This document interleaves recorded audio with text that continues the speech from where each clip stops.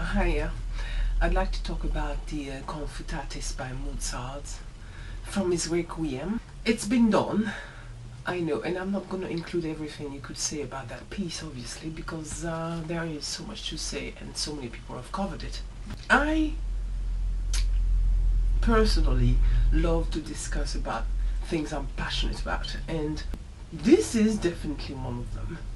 Mozart's Requiem and Mozart's compositions. I will start by describing how powerful those winds are in the orchestra and how Mozart uses them like sharpies, like permanent markers in black or in red for, to absolutely forbid any denial from the listener or anybody would argue with this point, whatever point he's trying to make. The libretto, you understand, Confutatis, Maledictis, Flammis, Aclibus Addictis, the basically punishment expecting everybody who's been condemned by the Almighty.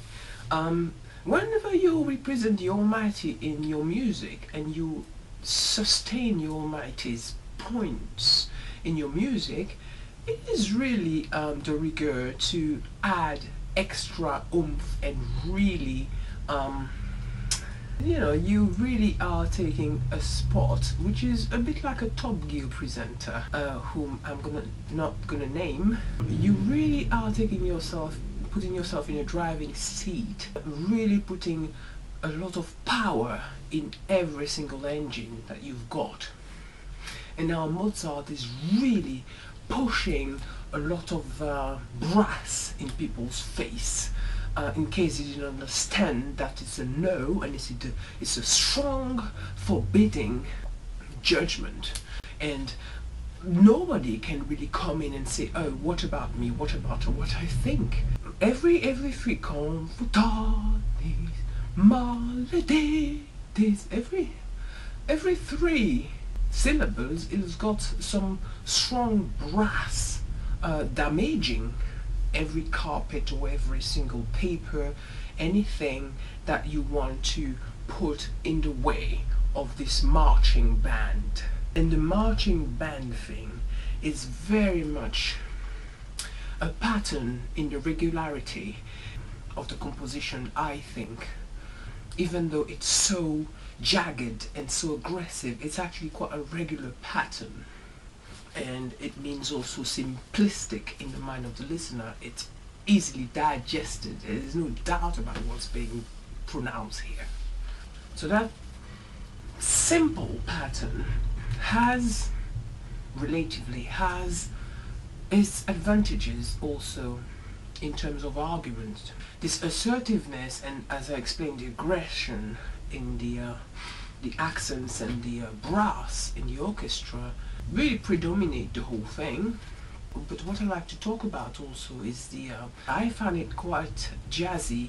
I find it very almost fun in that sort of almost comical, caricatural sort of postures that could be expressed. It's almost like a musical theater sort of music, because it's so, as I said, simple, but at the same time so sort of camp. You almost want to put a strong pose, like a John Travolta pose, at the end of every single phrase, or at every sort of hit by a brass. You just want to pose, have some kind of 80s statement about it. Anybody who's done jazz dance can understand what I mean. It's so contemporary jazz type of, I suppose because of the winds, but also because of the strength and the simple squareness of the whole thing. Of course you've got the vocame, and the vocame is so absolutely different, but it completes, in irony, completes the phallic version of this Confutatis, because the vocame is mainly females sobbing and exploring and rising and sculpting very tenderly and asking for mercy. And of course you can open a philosophical debate about the whole thing between the males and their reproductive strength and the accents, and the women just asking in such a silly legato, just rising and proposing and asking, and being humble and feeble and moving. There's nothing really negative about it, but it really the contrast is amazing. So if you're a philosophy student or a female activist, I don't know what you make of this stuff. I'm just kidding, but this is really the epitome of women vaginal voices rising and asking for help. It couldn't be a greater contrast. And then it goes back to the Confutatis, Maledictis. So the even stronger, more potent affirmation of this negation is the fact that to follow the women and the begging and the sobbing and the prettiness, you have this absolute refusal, and it's a categorical sort of no following that begging and that supplication thing. So again, this is a case of beating the fear of God into you, as done by music. And you can argue all you want about faith and religion, but I mean, we're talking about real composition talent and somebody who's done some kind of carving with a brush and with a palette knife to sculpt whatever idea to convey about godly punishment. It's more than a capital judgment. It's sort of like a warning. There is a sense of warning, because it's almost like, as I said before, it's almost caricatural, meaning that it's almost like a parent warning a child in that sort of exaggeration of the subject. So it's not like a doom thing.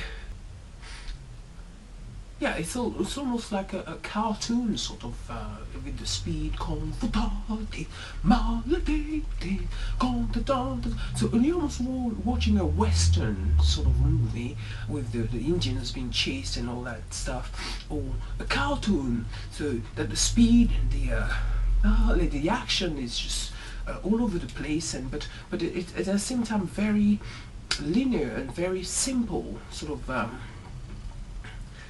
cubic, sort of something you would construct for a child. I don't know how to explain this, but you have this simplistic sort of pattern, as well as the action is depicted in a very Tom and Jerry sort of way, very sort of action movie for kids sort of way. So that's why I'm guessing it's more like a warning, and in fact it is. You're not in church, listen to this and say, hey, I'm being bombed and I'm being assaulted. You're thinking, oh my God, if I don't do this, if I don't follow the word of God, that's what's going to happen. Confutatis, Maledictis,